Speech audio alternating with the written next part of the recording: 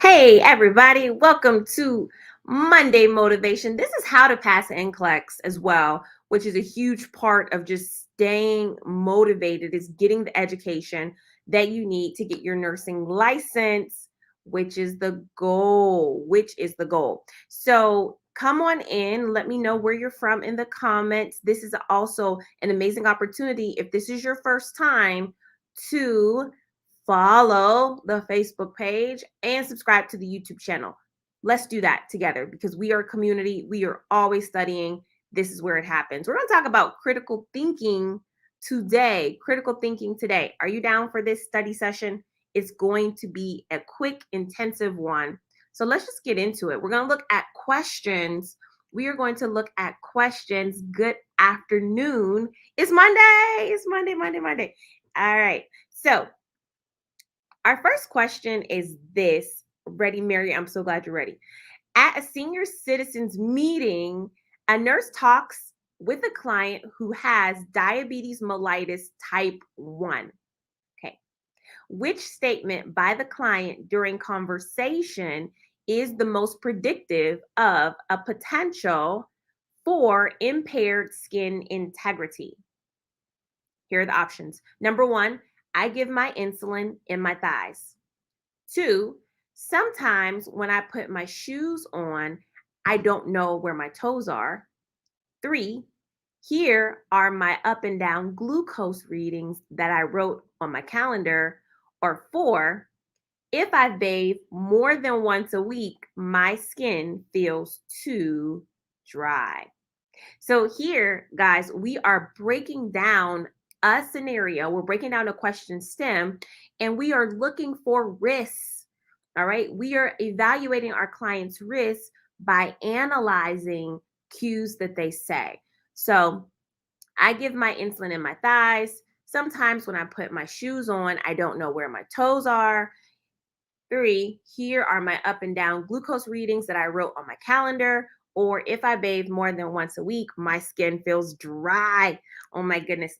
I see a lot of choices between 2 and 4. And because we are looking for a potential for impaired skin integrity, those two make sense that you guys are choosing. But there is one which is better than the other one. Okay. We're looking for the most predictive. And so that's going to be number 2. That's going to be 2. Sometimes when I put my shoes on, I don't know where my toes are. So very good if you were able to discriminate between those two. Hey, also, I want to tell you guys that right now we are in the middle of our 30-day challenge where we do just this, where we look at the content from the virtual trainer and the quick facts book. We're doing a 30-day challenge with these books. So if you have these books, you need to tap in by going to remarnurse.com/30 days. If you don't have these books, and you want to see what it's like to study the content, to focus the content, tap in as well. So the reason why two is better than 4 is because 2 was talking about the client not knowing or having a lack of sensation in part of their body, right? 4 is just talking about the skin being dry. So we are more concerned about the clients not feeling pain or pressure because these are the type of patients who have a higher risk for impaired skin integrity. Okay. Shout out to Nurse DeWitt, who says, "Hi, I passed my Nclex PN on the 2nd of this month." Wow, literally just days ago. Thanks to you and the ReMar family. That is you guys. So amazing. You are our Monday motivation. I love to see it. Okay, we are jumping back in. We're diving back into the content because this is where we need to be in order to do well on this big test that we have coming up called the Nclex. Question 2 says this. The nurse is preparing a client for a cholecystectomy. In classifying the type of surgery according to the purpose, a cholecystectomy belongs to, number 1, is it a diagnostic surgery? 2, a palliative surgery, or palliative, depends on who you ask. 3, a constructive surgery. Or 4, an ablative surgery. Do you know? Do you know? Do you know? Do you know? Basic terms. This is the fundamentals of nursing, getting past the hard words. The correct answer, let me see what you got on the screen. Good morning. Yes, we are past the good mornings and we are into the content, guys. So if you're just joining us, we have a very serious question presented to us. The cholecystectomy, what type of surgery is this? Is it diagnostic surgery, palliative surgery, constructive surgery, or ablative surgery? Okay. I love that I see here a lot of people just giving it a go. And some people are like, hey, I don't really know, but I'm going to try. The correct answer is ablative surgery, in the idea that it is going to remove a part of the body and a not so good part of the body, a diseased part of the body. So let me just go back for 1 second to look at the other definitions. Did you get this one right? So the diagnostic surgery, we are expecting that procedure to be something like a biopsy, right? Where we are trying to determine what the cause of a situation is. Palea- palliative surgery, palliative surgery, this is to reduce the symptoms of something. So we are doing it so the client can feel better. And I guess that you may think, well, if the client has a cholecystectomy, they may end up feeling better, but that's not the initial idea of this surgery. Constructive surgery, we know with like plastic surgery or clients who are going through gender reassignment, you're actually forming a new presentation. That's a constructive surgery. So a cholecystectomy wouldn't apply to that. But ablative, it would, because you're taking away a part of the body that is not functioning properly, that is diseased, that is causing the patient to have a worse condition. Okay. Does that make sense? All right, let's move on. Let's move on. Question number 3 is this: a client who was recently diagnosed with heart failure, heart failure, is taking spironolactone. All right, spironolactone. The nurse knows that this medication is beneficial for clients with heart failure because, number one, it allows the mechanism of aldosterone to take place. 2, it promotes potassium excretion. 3, it decreases blood glucose levels. Or 4, it inhibits cardiac hypertrophy. Mm. There is a lot to the content value that is placed in this question. This question, you guys, I'm going to read it again, and I want you to look for what the question is asking you, because I'm seeing the answers come up on the screen and the answers are not reflective of what you're being asked. It is reflective of you trying to show what you know. There's a difference. There's a difference. A client who was recently diagnosed with heart failure is taking spironolactone. The nurse knows that the medication is beneficial for clients with heart failure because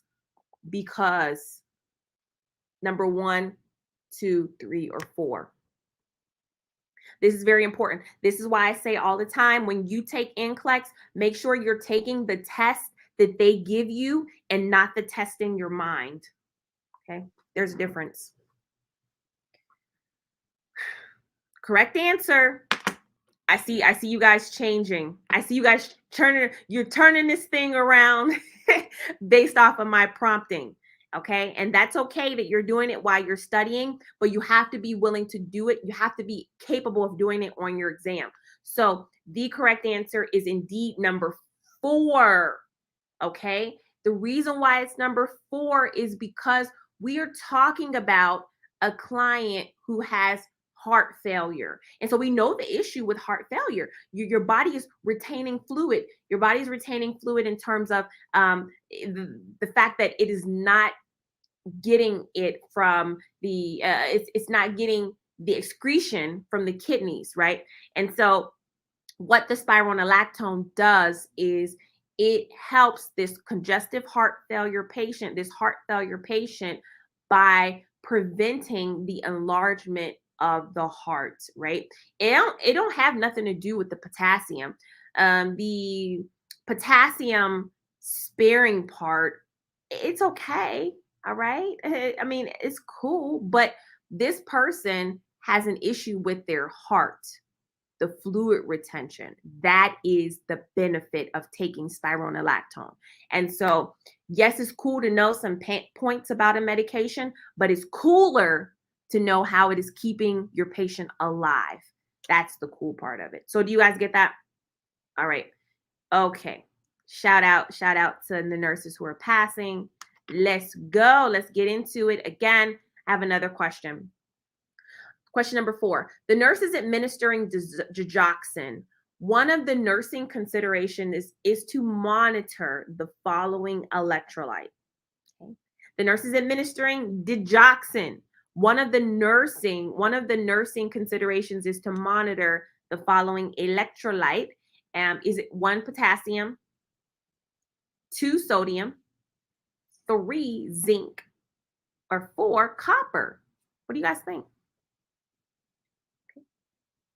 I see the answers rolling in. Shout out to over 200 nurses right now who are studying with me on this Monday. You guys know how we do it every Monday. Show up, give it your all, and then keep it moving. We want to win this day.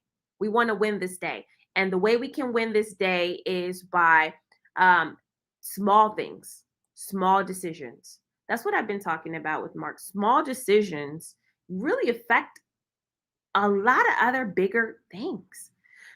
So the correct answer for here, you guys are doing fantastic. The correct answer is going to be number 1. You got that. Yes, when you're taking digoxin, you have to monitor your potassium levels. This is like nursing 101. This is like fundamentals 101. This is how you pass NCLEX.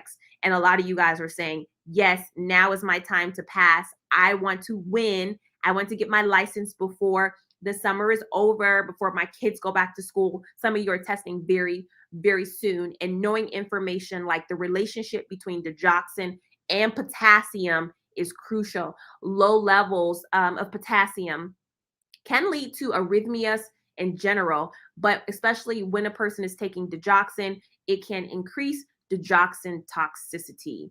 All right, digoxin toxicity. So we're not worried about the sodium levels being low, because digoxin can actually increase the intracellular sodium levels, and we don't have to worry about digoxin interacting with zinc or copper at all. So if you have your quick facts for NCLEX, the 5-star edition, in the back of this book, you guys know it is the top pharmacology section, which is the top 100 drugs for your NCLEX. Okay, this is the pharm section in the back of the quick facts.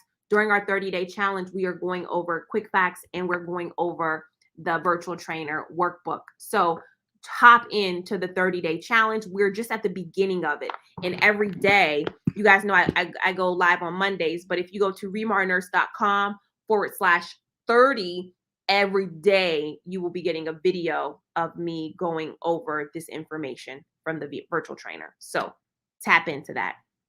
All right, we're going to get back into it. And so we are talking about here the fundamentals. And so here's another one.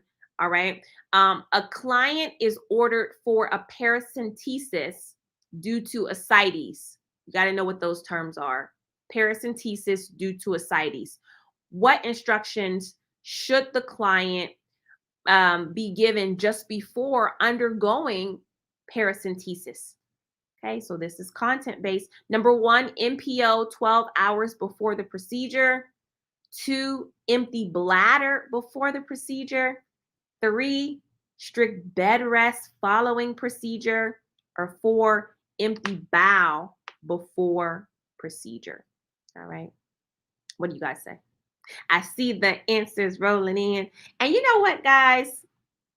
You know what? You're doing really well today. Like if you showed up and was like, I'm going to give it 110%, you're doing that because I see the work that's being done on today. And it's so great to be able to start the week off in this way. So the correct answer is definitely going to be empty bladder before procedure. I didn't even have to wait. You guys knew that. All right. Because paracentesis for maybe my new nurses who are working, I'm sorry, for my new nurses who are working in nursing school right now, you may not have come across this specific diagnostic procedure. But what we're doing is if we do a paracentesis on a patient, it is because they have accumulated large amounts of fluid in their abdominal region, their peritoneal cavity. This can be related to the heart failure that we were just talking about. But, anyways, so because we're using a needle that is going to go through the umbilicus, the client needs to void or use the bathroom before the procedure so that they don't accidentally get their bladder stuck, okay? Because a distended bladder can move a lot of things, right? Remember, if we talk about pregnant women, we tell them to void before we do a fundus assessment, because if your bladder is full of urine, it can displace your uterus as well, too. So emptying bladders before these type of procedures are very, very important. All right. So did you get this? Did you get this section of questions correct?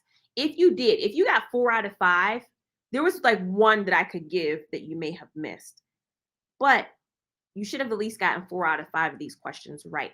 If not, that's okay. Just dive back into this content. I'm not going to keep you guys long. My Monday motivation, I had one prepared, but this is the thought that's on my heart right now. And it is just simply this: you cannot learn what you think you already know.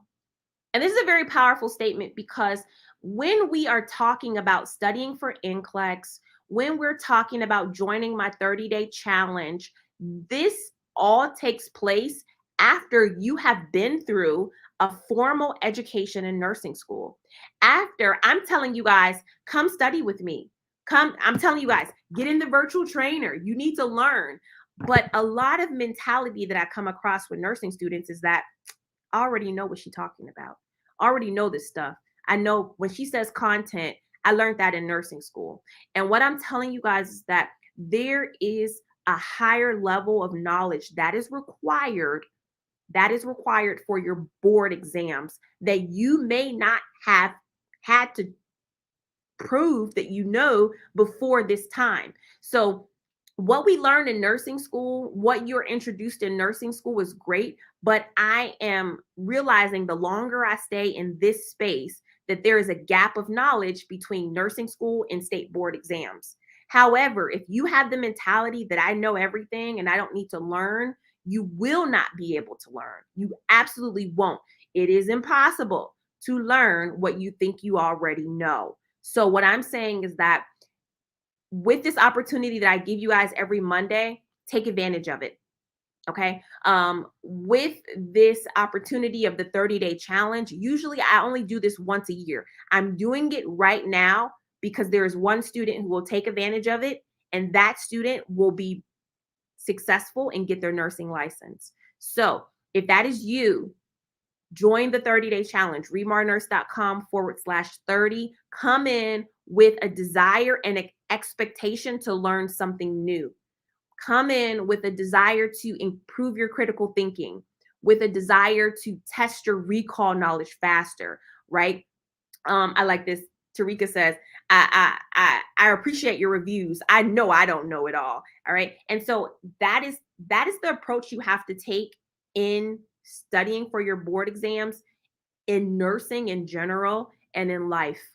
All right. You have to be open. You have to be open to being a student one more day. And so I'm asking you to be a student one more day. All right. One more day. Have that mentality. I'm learning today. I don't know everything. So that is what I'm challenging you guys to do. I'm going to leave you with that. Jump into the 30-day challenge. Join me there. remarnurse.com /30 days. Okay. Be teachable, Mary. Be coachable. Always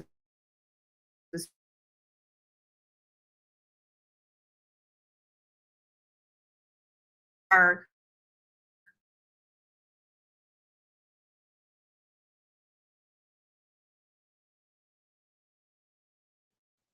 It'll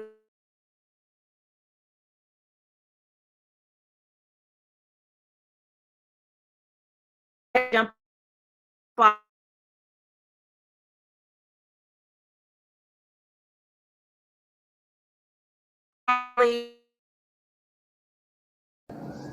Hello everyone, my name is Tiffany and I am a ReMar nurse. I took my Nclex on June 15th and I passed on the first try. I ordered the VT and took it in 3 weeks. I did the course in 3 weeks because I had already had my date set, and you know, this book and the quick facts, this stuff is the truth, y'all. I had a baby the last 4 months of nursing school, and I was a little worried when I returned back to school from maternity leave because I was like feeling like I couldn't remember many things. And you know, I would just say that while taking my test, I just was thanking God that I did the VT, because there were things that I probably would not have remembered or been able to really critically think about had I not taken the course. So, you know, for those out there who need some extra encouragement, just take it from me. Like, this is everything, and I'm so grateful. And my favorite part about this is that the ReMar team is faith-based. That means a lot to me, and it helped to reinforce and keep me encouraged with, you know, just the thought of, you know, with God, everything is possible. And that is so true. That is so true. So just continue to stay focused out there, y'all. Get the VT. Get the VT. You owe it to yourself. You owe it to yourself to do it. So